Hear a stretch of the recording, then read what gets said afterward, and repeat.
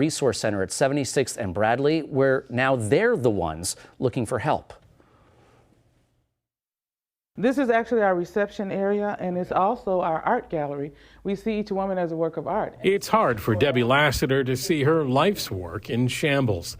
She's built the Convergence Resource Center over 2 decades, helping sex trafficking victims rebuild their lives. We help them with as a bridge to employment and then gaining life-sustaining employment. Without that, without the finances, they go back into the life of the commercial sex trade. But they were dealt a setback Thursday when a man and a disgruntled former employee wielding an ice pick broke in and started trashing the place. She was pretty much what I would say irate. And just unable to stop some of the rage that was displayed in the office, the things that were destroyed. It was just blind rage. While the office was being torn apart, Debbie and her staff were sheltering in a locked back office before anyone could get to them. Police arrived and the suspects took off. We were in survival mode, so we don't know what we were feeling. We can't say we're feeling fear because we didn't.